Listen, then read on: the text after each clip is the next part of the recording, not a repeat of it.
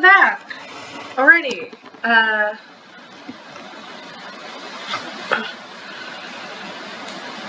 So we're on to chapter 3. Well, chapter 2, but it's chapter 3, let's be honest.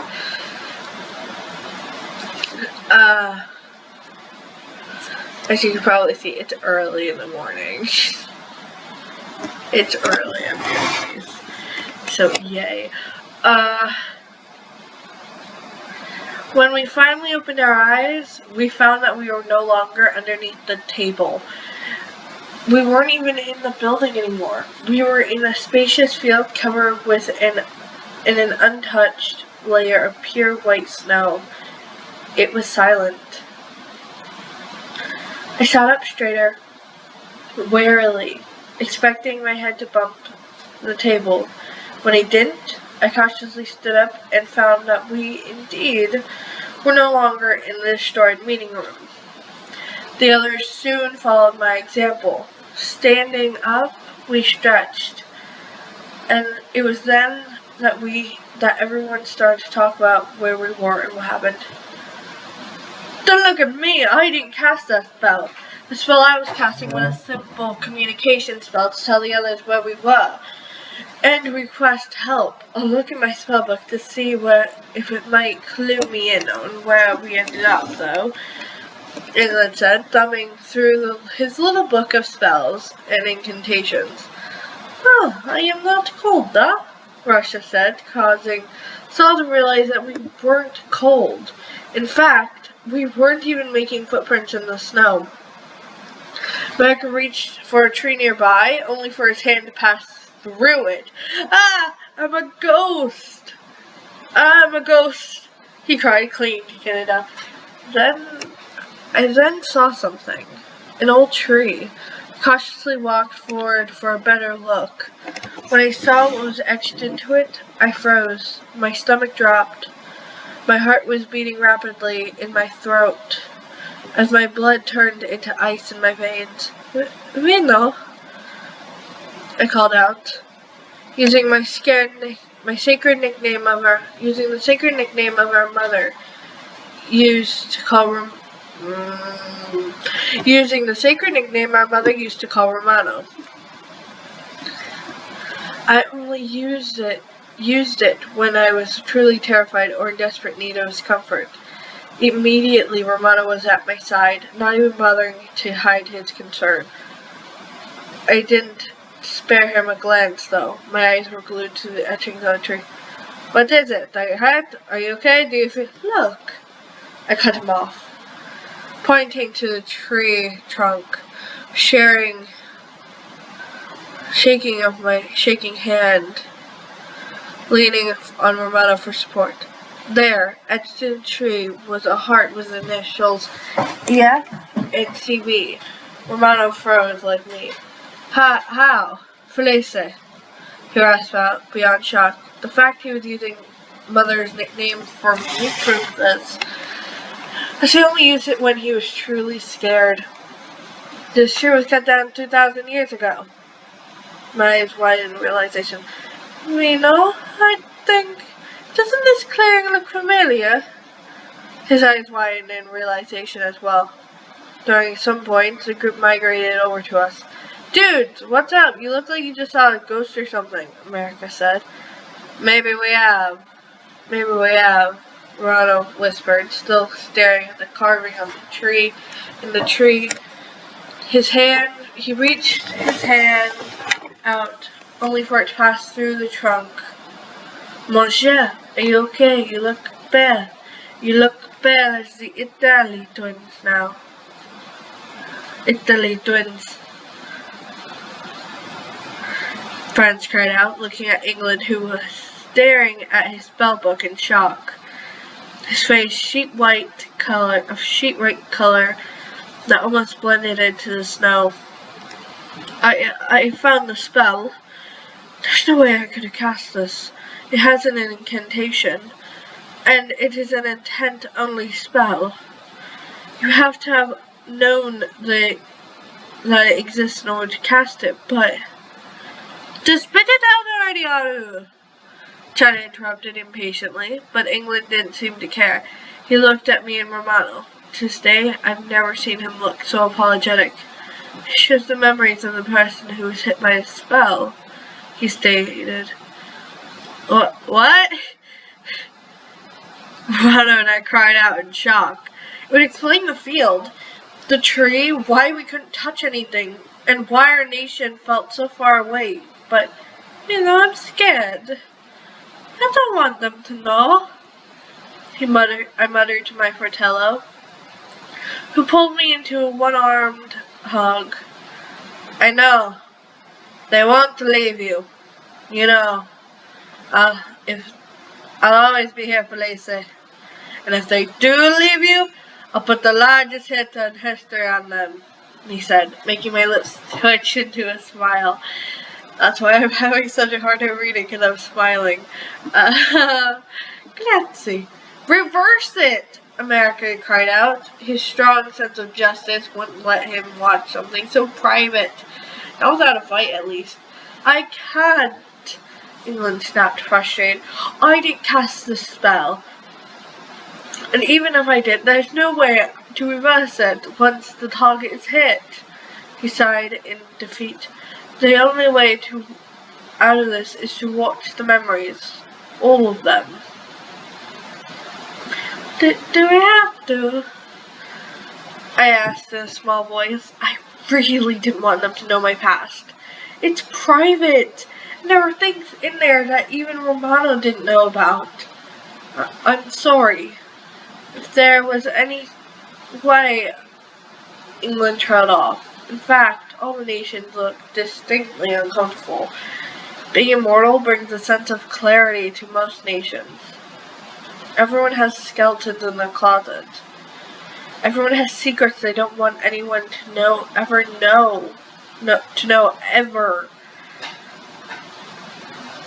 I'm no exception. I never was. And I never will be.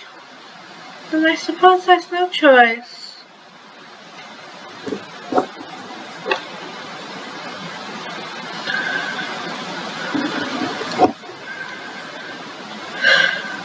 I sighed in defeat, taking a few deep breaths to try and calm myself. If any of you bastards so much as glare at my Fratellino, Romano let the threat hang in the air, but unlike when he usually threatens nations, which is usually just to keep up his fake tough guy act, there was an undertone in his voice they'd never heard before.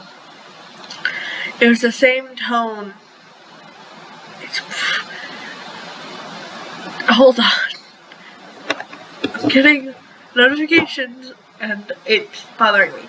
It was the same tone that he'd used in The Mafioso when he meant business. Mona and I turned back to look at the carved tree. This is where we were born, I stated, sighing heavily. Mona and I will explain most of the stuff going on, so you don't get too confused. If you're going to know, you might as well know the facts instead of coming up with crazy scenarios later. They nodded, looking a bit more comfortable now that they had my permission to watch the memories. But nobody looked particularly happy. I'm bad with Japan. If you don't mind me asking, where are we? Japan asked, tentatively, not recognizing the area.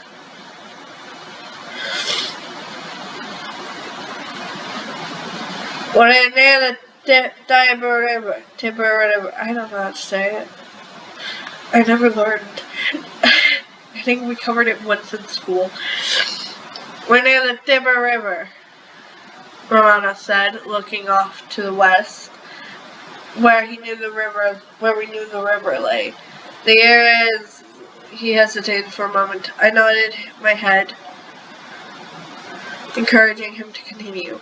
As I gripped his arm, giving him the support that only physical contact between goods could. It's 753 BC.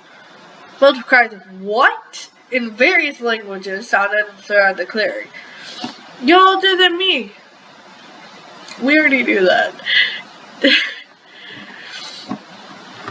Japan cried, uncharacteristically more shocked about our true age than any other nation. After all, we'd always acted younger than even Germany. Of course, they'd all believe us to be young and naive. We were pretty much a Beth. Came into the world long before we were supposed to. We came into existence before our nation even existed, they said, further shocking the nations. In only 4,000 years. I'm bad at China. I apologize. I never heard of such a thing happening, Aru. China said numbly, still trying to register the information. Yeah, my nose is running. Word stuffy, I don't know what word. Before any more could be said, there was a bright flash of white light right below the carved tree. When the light died down, there were 2 infants lying in a snowdrift, wrapped in a white blanket. The infants looked only days old at most. With a shock, then others realized that those 2 infants were us. Nations appeared to us toddlers or children, never infants.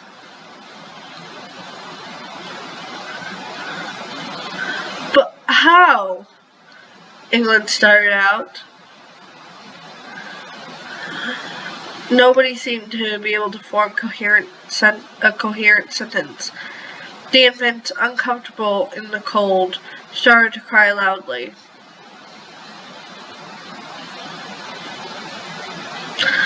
A tawny white Italian wolf silently stalked into the clearing to investigate the source of the noise. The nations froze, forgetting that the wolf couldn't see them. That words work. She made her way over to the infants. Most of the nations looked ready to run to our infant selves' aid. She sniffed them for a bit before curling herself around them, keeping them warm as best she could. She nuzzled them a bit as she finally calmed down and opened their eyes for the first time.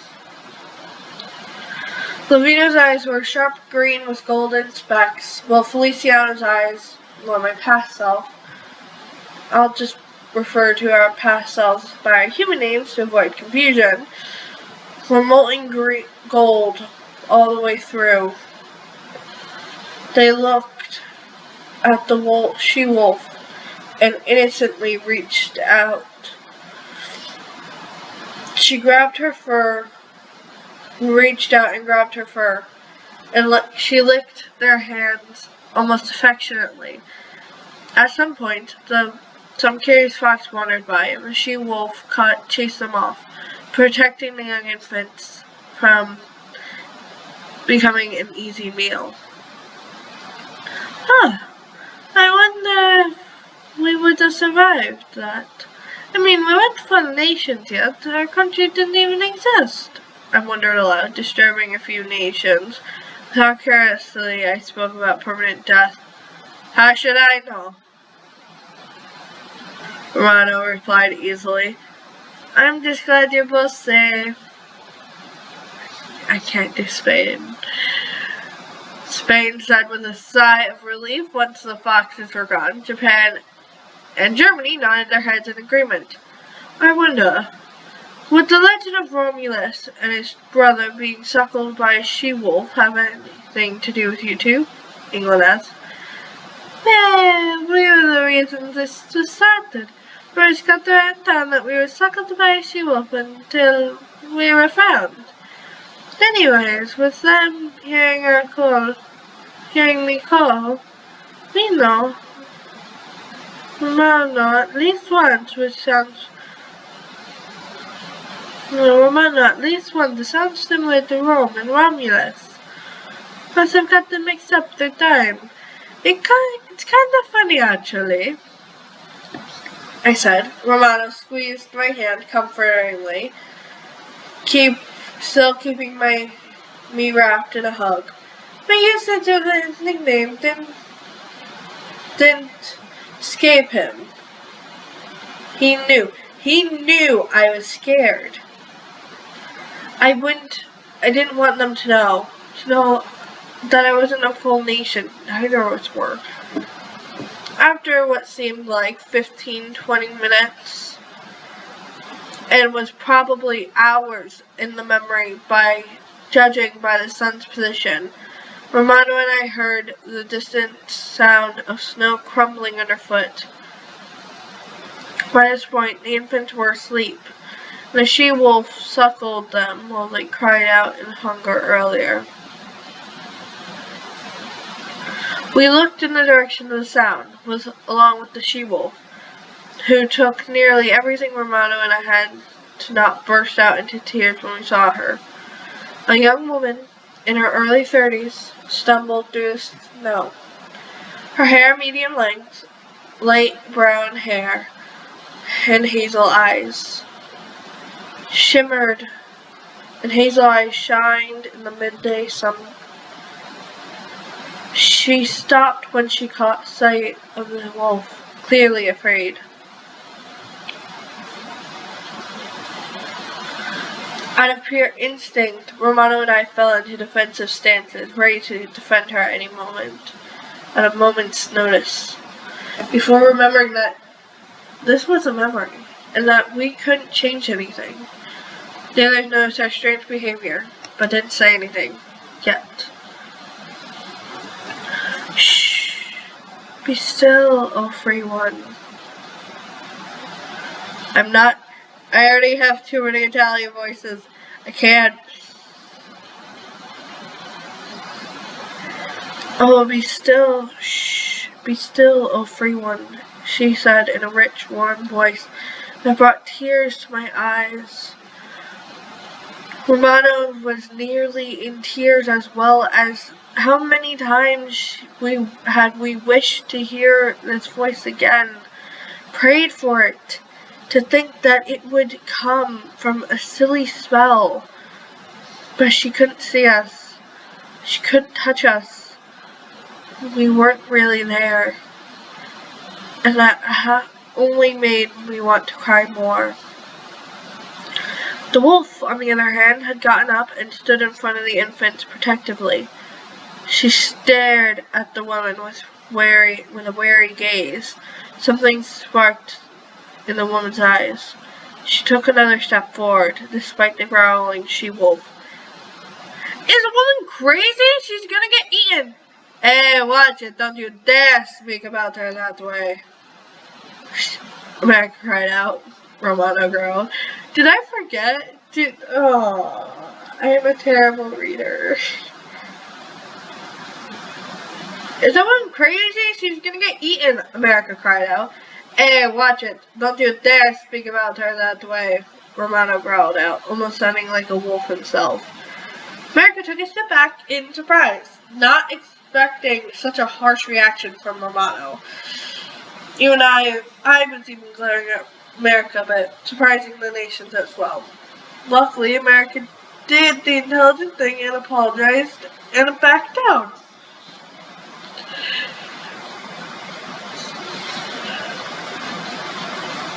Apparently, the wolf had wanted this reaction from the woman, for she backed down, giving the woman a long stare and trying to convey a message of some kind before running off in the direction she came from, leaving the human woman with the infant twin nations, who had woken up at the she-wolf's departure.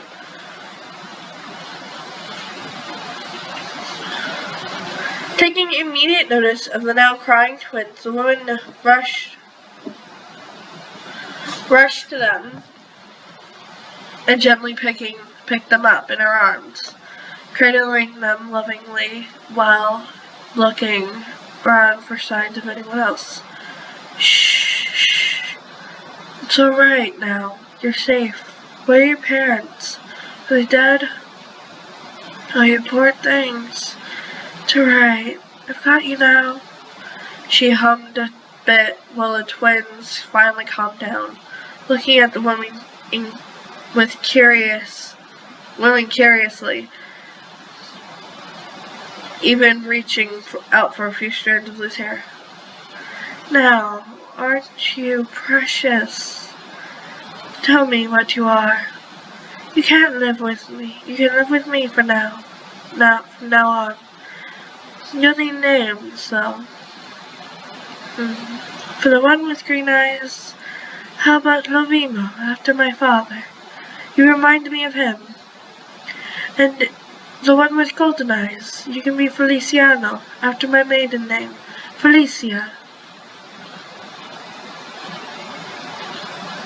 Yes, Feliciano and Lovino Vargas. Sounds wonderful.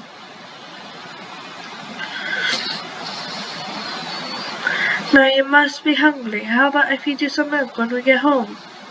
Lucky for you, I am not dry yet, she explained to the oblivious twins as she walked towards the river. I start, trying to keep my voice from trembling, is Emma, their mother. A realization that seemed to dawn on the nations. It suddenly made sense. Why we were so protective of this human woman, and why we were acted so strange around her. Very few nations ever had a mother figure, let alone an actual mother. America, Mexico, and Canada were lucky to have Native America, and Egypt was lucky to have ancient Egypt. Romano and I were lucky to have Emma. She's a 32 widow who recently lost her husband and newborn child. She found us in the snow and took us in as her own. Even after she found out about what we were, I explained, as Romano was too emotional to speak, staring off at her mother. That's it. That's it for this chapter. So yeah. Bye.